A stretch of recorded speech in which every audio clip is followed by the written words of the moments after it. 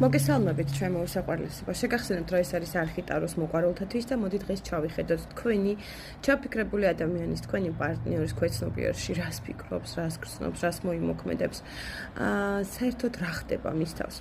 შეგახსენებთ, რომ ეს არის საჯარო გაშლა და რა თქმა უნდა ყველაზე ერთნაირად არ რეზონირდება, მაგრამ საჭირო ინფორმაცია შეიძლება აღმოაჩინოთ თქვენთვის. ვინც არ ხართ ჩემი არხის გამომწერები, გამოიწერეთ და ლაიქეთ, ეს აუცილებელია ენერგობალანსისთვის. მესი მადლობა. მიყვარ ხართ ძალიან. მოდი ვნახოთ ახლა რა ხდება თქვენი ჩაფიქრებული ადამიანის ტვინში, ცხოვრებაში, სულში, ცოტა ხანი ვიწრომიალოთ, არ გინდათ? მაშა სადამე ვნახოთ ვინ არის თქვენი პარტნიორი.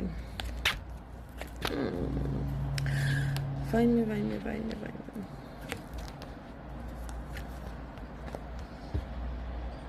ძალიან პატარა ბავშვური კაცის საქციელებს გავს ეს. შესაძლებელია მართლა იყოს თქვენი პარტნიორი ასაკით თქვენზე პატარა. დამერწმუნეთ, რომ ერთი წამი არ გადის დრო, რომ არ გითვალთვალოთ, თუ კი სადმე შეიძლება თქვენი ფოტოსურათის ნახვა, თქვენი პოსტის ნახვა, სად ხართ, როგორ ხართ, რანაირად ხართ. ძალიან უნდა შანსი ამ ურთიერთობაში ისევ აღდგეს ყველაფერი, თუმცა ნახეთ, თამამი ნაბიჯები არ არის. გული აქ ძალიან ნადგენი სხვათა შორის. ფიქრობს, რომ თქვენს ურთიერთობებში მესამე პირები ძალიან კარგად ბობოქრობენ, თუმცა არ აღნიშნავ მისი მხრიდან მესამე პირებს. პირიქით, გონია რომ თქვენს ცხოვრებაში არის ვიღაცა ახალი, ამის გამო რომ მობრუნდეს და შანსი მოგთხოვოთ, ფიქრობს, რომ უარს მიიღებს და ამის გაკეთებას ვერ პიტავს, დამერწმუნეთ. მოდი ვნახოთ კიდევ რა ხდება მასთან, რა ენერგიებშია.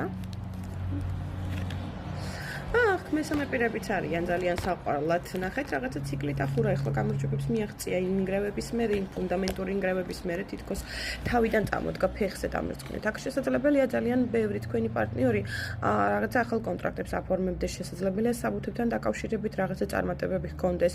შეიძლება ეს იყოს საელჩო, შეიძლება ეს იყოს ბანკის სასამართლო და ასე შემდეგ.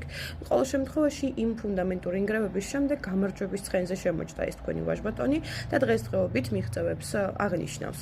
კიდევ რა შეიძლება იყოს იქ? რა ენერგიებშია?